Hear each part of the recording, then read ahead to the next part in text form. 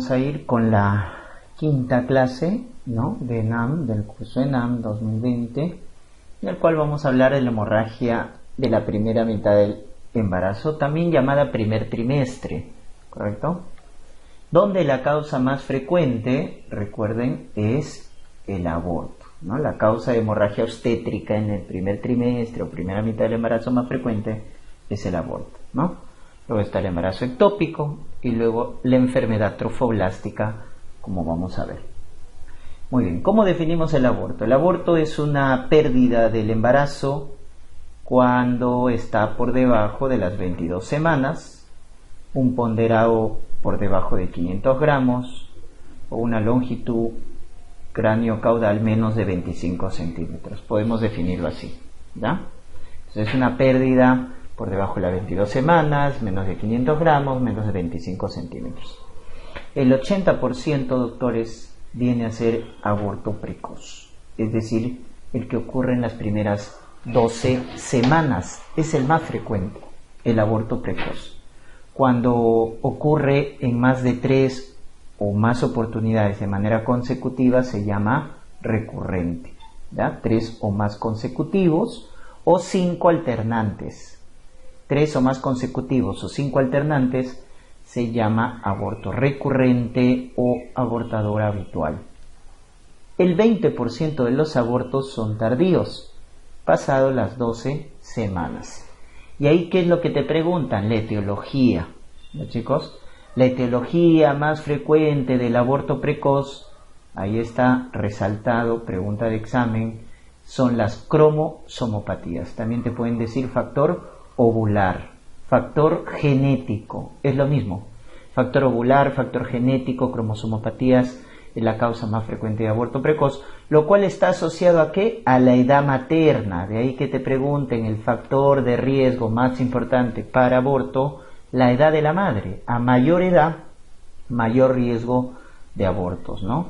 ¿Y cuál es la cromosomopatía numérica que está más asociada a aborto? Las trisomías, en primer lugar. Segundo lugar, las monosomías.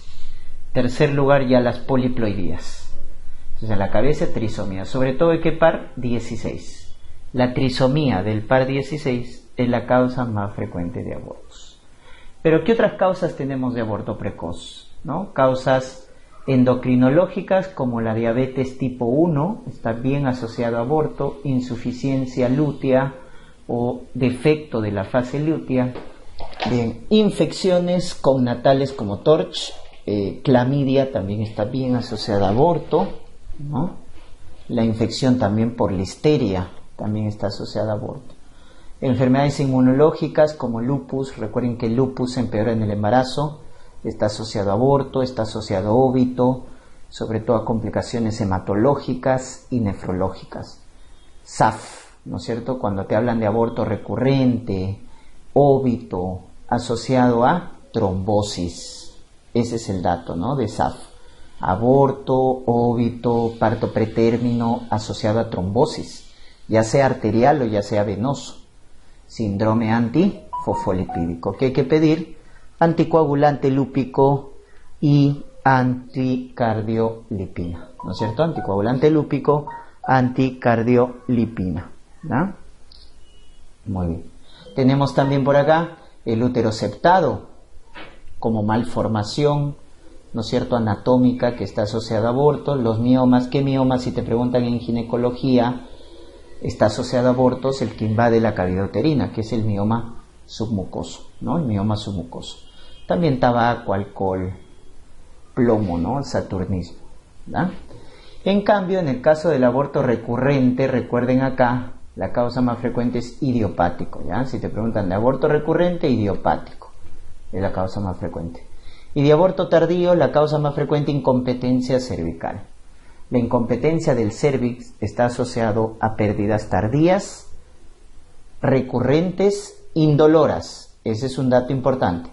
Cuando te hablan de pérdidas tardías, indoloras, piensa en incompetencia cervical, ¿no?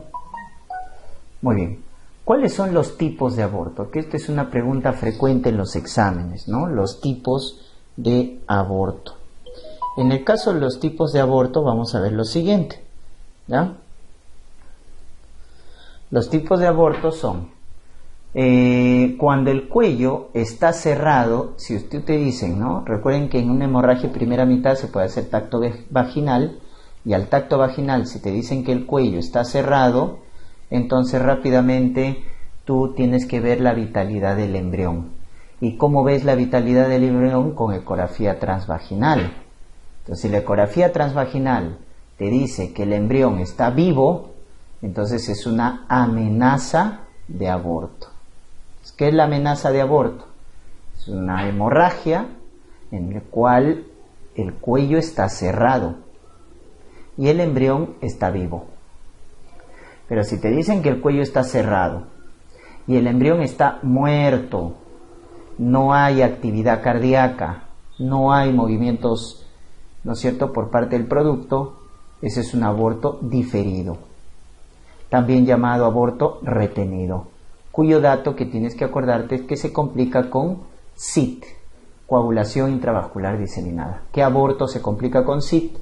El aborto diferido o retenido, en el cual el cuello está cerrado pero el embrión está muerto. ¿Ya? El embrión está muerto, hay que hacer evacuación uterina. En cambio, cuando te dicen que al tacto vaginal el cuello, el OSI, ¿no es cierto?, el orificio cervical interno está abierto, está dilatado, entonces tú puedes clasificar de dos maneras el aborto. ¿Ya? El aborto llamado en curso y el aborto consumado. En curso y consumado. En curso quiere decir que está en proceso, y ahí la diferencia es si la membrana está íntegra, se llama inminente. Inminente. Si la membrana está rota, ¿cómo se llama? Inevitable. ¿Correcto? Entonces, cuello abierto con membrana íntegra, aborto inminente. Cuello abierto con membrana rota, aborto inevitable. ¿Correcto? Esa es entonces la diferencia. En cambio, en el aborto consumado, en el caso del aborto consumado, vamos a ver lo siguiente. En el aborto consumado tenemos, ¿no es cierto?, en este caso, que el cuello está abierto y puede o no haber restos. Si hay restos, se llama aborto incompleto. Si no hay restos, se llama aborto completo, ¿no? Entonces va a depender de lo que viene a ser la presencia o ausencia de restos, ¿ya? Y esos restos se pueden ver por ecografía, pues, ¿no? Entonces yo hago una ecografía transvaginal y veo la línea endometrial. Si yo a la línea endometrial la veo delgadita, menos de 5 milímetros, y está homogénea, quiere decir que no hay restos, por lo tanto es un aborto completo. Pero si la línea endometrial está gruesa, más de 15 milímetros, y está heterogéneo, entonces está gruesa, heterogéneo, hay restos, pues. Entonces es el aborto incompleto. El aborto incompleto. ¿Ya? Porque está gruesa la línea endometrial y está heterogéneo. Hay restos. Aborto incompleto. O sea, hay que hacer evacuación. Este aborto incompleto es el que da bastante sangrado, bastante dolor, se puede complicar con sepsis, se puede complicar con shock hipovolémico, porque los restos hacen que haya más sangrado. Muy bien. Entonces esa es la clasificación de los tipos de aborto. ¿Cuál es el tratamiento? El tratamiento va a depender del tipo de aborto. Si me dicen una amenaza de aborto, entonces el tratamiento es reposo. ¿Correcto? Reposo. Abstinencia sexual, reposo. Si hay mucho dolor, hay que dar antiespasmódicos. AINES. Cuando hay mucho dolor. AINES, antiespasmódicos. ¿Estamos? Muy bien. Ya cuando hay restos o cuando hay que hacer evacuación uterina, hacemos legrado o aspirado manual endouterino. Legrado, ¿cuándo se hace? Cuando tiene más de 12 semanas o la paciente está inestable. Si es una paciente en shock, hipotensa, séptica, lo que hay que hacer es legrado. Cuando esté inestable, hay que meterla a la sala de operaciones. En cambio, AMEU se hace cuando la gestante tiene menos de 12 semanas y está estable. ¿Ya? Una gestante con un aborto incompleto, un aborto diferido, pero tiene menos de 12 semanas y está estable, aspirado manual endouterino. ¿Quién tiene más riesgo de perforación? El legrado. El legrado tiene más riesgo de perforación, sobre todo cuando se utiliza cureta aspirativa, ¿no es cierto? Debemos sospechar perforación. Si la paciente presenta dolor intenso o hemorragia severa, pues hay que descartar perforación, ¿no? Y hay que operar. Entonces, si la paciente está con dolor, con sangrado y se ha utilizado cureta aspirativa, lo más probable es que sea perforado, ¿no? Sea perforado. Entonces muchas veces hay que entrar a operar, ¿ya? Hay que entrar a operar. Cuando hay sospecha de lesión visceral o la paciente está chocada, entonces hay que entrar a operar. Muy bien. En el caso del aborto tardío por incompetencia cervical, ¿cuál es el tratamiento? Cerclaje, ¿no es cierto? El cerclaje es el tratamiento. Entonces el cerclaje, acá el punto que están viendo se llama punto de McDonald. Se hace de manera primaria o profiláctica y eso se hace entre las 12 a 14 semanas. 12 a 14 semanas. La primaria, profiláctica o electiva, así se llama, primaria, profiláctica o electiva. La secundaria o terapéutica se hace a partir de las 16 semanas.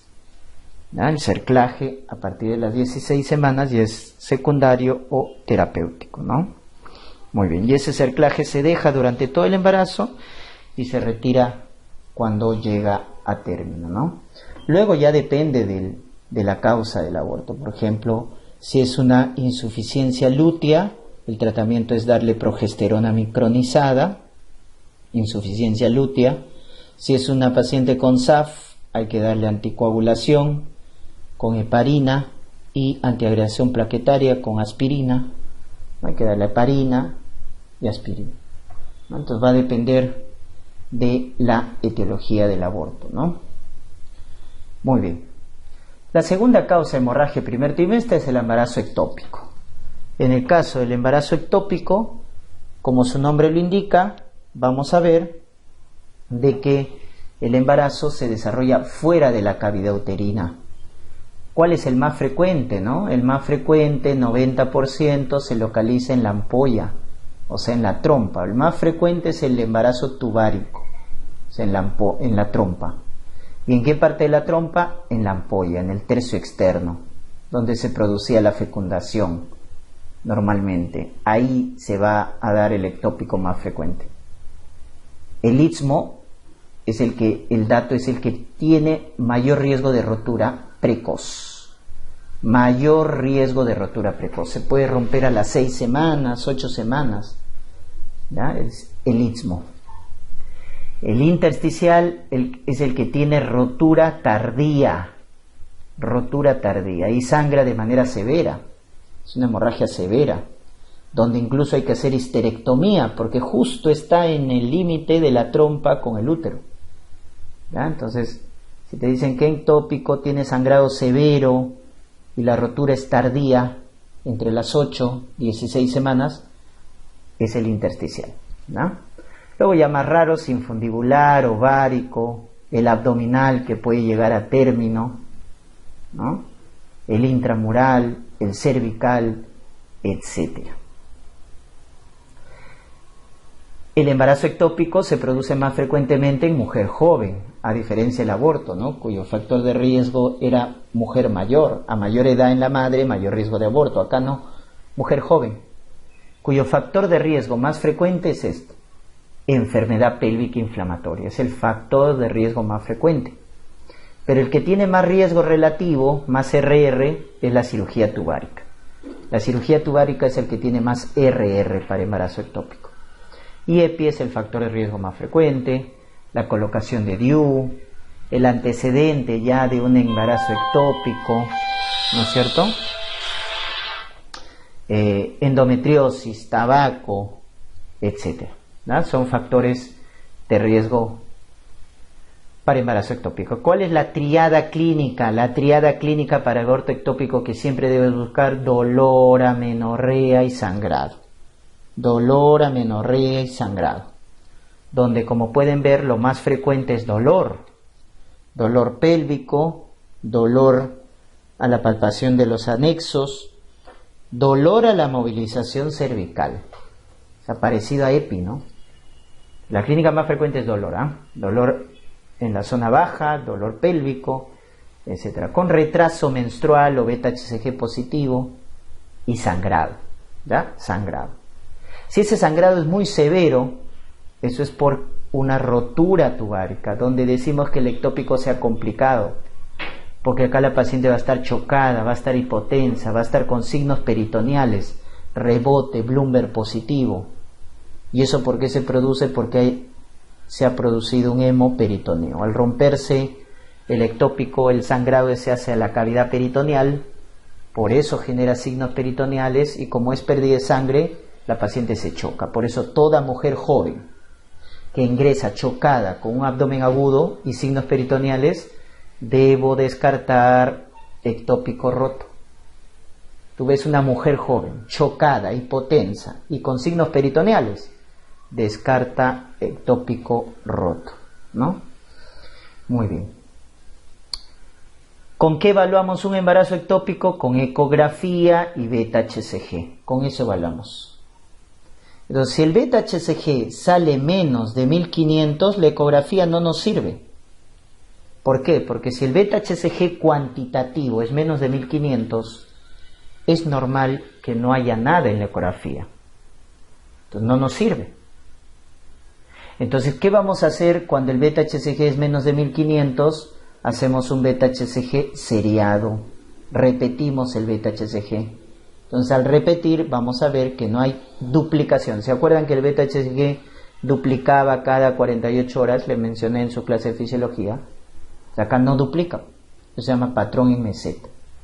Entonces, si yo repito el beta-HCG y veo que no duplica, se queda lento, no duplica, eso se llama meseta, eso es sospecha de un ectópico. Ahora, si el beta-HCG cuantitativo es más de 1500 unidades, debo encontrar en la ecografía saco gestacional. Entonces esta es la línea discriminatoria.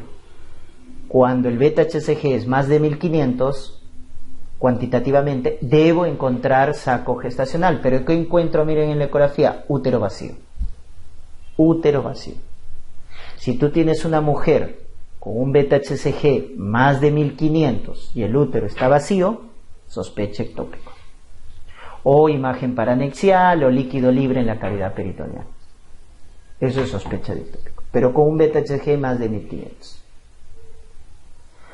Muy bien, ¿cuál es el tratamiento? El tratamiento en la mayoría de los casos es quirúrgico. Y si la paciente está estable, entonces se hace laparoscopía cuando esté estable. Pero si la paciente está inestable, que viene a ser el ectópico roto, cuando está chocada, con signos peritoneales, está inestable, se ha roto. Laparotomía. La laparotomía se hace cuando está inestable. En cambio, la laparoscopía, que dicho sea de paso es el gold estándar para el diagnóstico de ectópico, es el manejo quirúrgico cuando la paciente está estable. ¿Ya? Cuando la paciente está estable. Y en esta laparoscopía, uno puede conservar la trompa o puede sacarla, ¿no? Si conserva la trompa, se llama así, salpingostomía. Si conserva la trompa. En cambio, si saca la trompa, ¿no es cierto? Como están viendo ahí en el gráfico, eso se llama salpingectomía. Son dos cosas diferentes. ¿Cuándo se hace salpingostomía? Cuando el saco es pequeño, menos de 4 centímetros, y hay poca fibrosis de la trompa. Si hay poca fibrosis, es pequeño, se hace un corte en el borde antimesentérico y se saca el ectópico. En cambio, si es grande, más de 4 centímetros, y hay mucha fibrosis, no, ahí sacamos la trompa. Sacamos la trompa. Salpingectomía. Si está muy deteriorada, muy fibrosada, y el saco es grande, sacamos la trompa. Eso se llama salpingectomía. Por ahí, si te preguntan en el estudio anátomo-patológico cómo se llama en el ectópico a nivel del endometrio, la presencia de vellosidades, la presencia de endometrio secretor, es decir, la presencia de decidua. ¿Qué es la decidua? Endometrio secretor. Pero no hay vellosidades coriales, porque no ha habido implantación. Entonces, la presencia de decidua, pero sin vellosidades coriales, eso se llama fenómeno de Arias Stella. Fenómeno de Arias Stella. Y eso es donde se ve en el ectópico. ¿Ya? Fenómeno de Arias Stella. Presencia de decidua, de endometrio secretor, pero con ausencia de vellosidades coriales. Ojo, hay un manejo médico del embarazo ectópico. ¿Con qué se hace el manejo médico del embarazo ectópico? Metotrexato. Por ahí si te preguntaran. Manejo médico del embarazo ectópico. Metotrexato. Pero hay ciertos criterios de inclusión para manejar un ectópico con metotrexate. Lo primero, que la paciente esté estable. Segundo, que el saco gestacional sea pequeño, menos de 4 centímetros, que no tenga latidos acárdico, que en la ecografía no haya líquido libre en la cavidad peritoneal. Entonces, si cumple esos criterios, los niveles de beta-HCG también no deben ser muy altos, deben estar bajos. Entonces podemos utilizar el manejo conservador, el manejo médico, que es a base de metotrexate. Muy bien, y finalmente la última causa de hemorragia primera mitad es la enfermedad trofoblástica, ¿no? La enfermedad trofoblástica benigna, que se conoce con el nombre de mola. La enfermedad trofoblástica benigna se conoce con el nombre de mola. ¿Qué viene a ser la mola? Es el tumor benigno de la placenta, ¿correcto? Tumor benigno de la placenta, que básicamente es una degeneración quística, hidrópica, avascular de la placenta. Esa es la mola, una degeneración quística, hidrópica, avascular de la placenta. Factores de riesgo: primigesta añosa, estado socioeconómico bajo, dieta hipoproteica, y este es el más importante, la mola previa, ¿no? La mola previa. Dos tipos de mola, la mola total y la mola parcial. Miren cómo se forma. La mola total se forma porque un espermatozoide fecunda a un ovocito vacío. Miren, el ovocito no tiene carga genética, solo el espermatozoide. Entonces, al formarse el huevo cigoto, los genes solo son del papá, y esos genes del papá se duplican. Entonces, el cigoto es diploide, pero solo tiene genes del papá. Por lo tanto, no hay tejido embrionario, no hay embrión.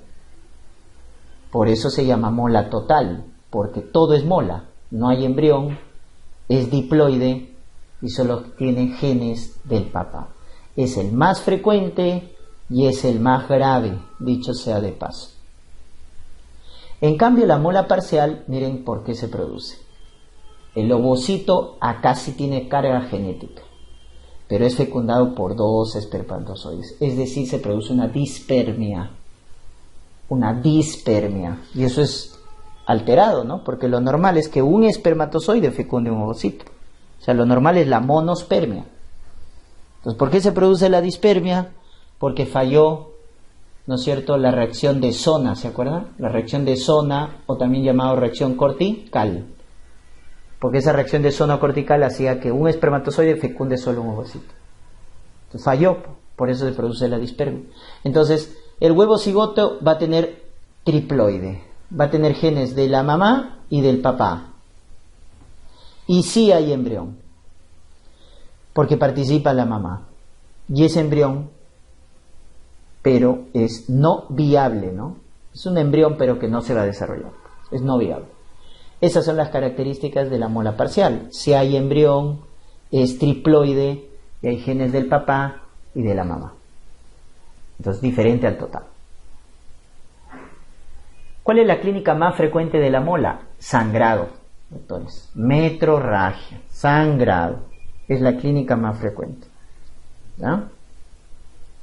Esa metrorragia o sangrado va acompañada de otros signos clínicos que nos va a orientar al diagnóstico de mola.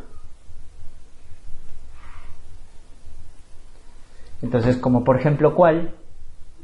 El hecho de que en el caso de la mola total ¿no es cierto? O sea, la clínica más frecuente es sangrado, ojo, hemorragia. Y en el caso de la mola total, la altura uterina es mayor a la edad gestacional. La altura uterina es mayor a la edad gestacional. Tiene 12 semanas, pero su altura uterina es de 20 semanas. Eso se ve en la mola, pero total, en la parcial no. Y los altos niveles de beta-HCG. Los niveles de beta-HCG pueden alcanzar 100.000, 200.000, etc. Cuando a ti te hablen de una hemorragia de primera mitad y te hablen altos valores de beta-HCG o la altura uterina aumentada para la edad gestacional, debes sospechar de mola.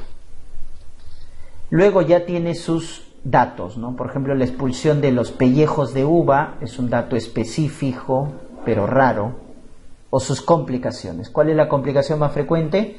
La hiperemesis gravídica, complicación más frecuente. El hipertiroidismo o tirotoxicosis, la presencia de quistes tecaluteínicos o la preeclampsia o toxemia, también llamada, pero en el primer trimestre, por eso entre comillas. O sea, aparece en la paciente hipertensión, proteinuria, pero estás en el primer trimestre. Entonces, entre comillas, preeclampsia, ¿no? Entonces, siempre ante la presencia de hipertensión, proteinuria en una gestante primera mitad del embarazo, debemos descartar mola. O los quistes tecaluteínicos típicos de la enfermedad trofoblástica, la hiperemesis gravídica o la tirotoxicosis. Nos debe hacer sospechar de mola, ¿no? Entonces son los quistes típicos de mola, tecaluteínicos, por la homología que hay con la LH y la FSH, ¿no? Recuerdan que la subunidad alfa del HCG era compartida con la LH y la FSH. Y también con la TSH, por eso aparece tirotoxicosis, porque hay homología con la TSH. ¿Cómo confirmamos? Ecografía. Porque en la ecografía vamos a ver que en el caso de la mola total no hay embrión, o en la mola parcial puede haber embrión, pero el dato es al ver la placenta. Miren cómo se ve la placenta en una mola, con unos aspectos, con un aspecto quístico, ¿no es cierto? Entonces eso se llama racimo de uvas, panal de abejas, tormenta de nieve, lo que quieras llamarlo. ¿Estamos? Miren, por la imagen que tiene, racimo de uva, panal de abeja, tormenta de nieve. Esa es la imagen ecográfica. ¿Por qué? Por el aspecto quístico que tiene mola. Y le pones el Doppler y no hay flujo, porque es avascular. Tratamiento de elección, legrado con cureta aspirativa si tiene más de 12 semanas. Legrado con cureta. Si tiene menos de 12 semanas, AMEU, aspirado manual endouterino, que es lo que habíamos mencionado. AMEU cuando tiene menos de 12. Legrado, pero con cureta aspirativa, cuando tiene más de 12. ¿Y cómo se llama la prueba de control o seguimiento? Beta-HCG. La beta-HCG seriado, que se le pide cada semana, después del legrado, después de la evacuación, para ver como prueba de control o seguimiento. ¿Qué debe pasar? Debe bajar los niveles de beta-HCG, debe bajar, ¿ya? Postlegrado. Muy bien. Cuando hablamos de la enfermedad trofoblástica persistente, estamos hablando de las formas ya malignas. Mola invasora o el cáncer propiamente, que ya tiene anaplasia, ¿no es cierto? Coriocarcinoma, que ya es el cáncer, ¿no? El cáncer. Entonces, ¿cuándo sospechar una enfermedad trofoblástica persistente? Cuando postlegrado de una mola los niveles de beta-HCG siguen elevados. Imagínate que has hecho un legrado a una enfermedad molar, pero, ¿no es cierto? Vamos a ver que los niveles de beta-HCG no bajan, todo lo contrario, aumentan. Entonces ahí hay que descartar las formas malignas como mola invasora y coriocarcinoma, que pueden hacer metástasis o a veces se encuentran localizados, ¿ya?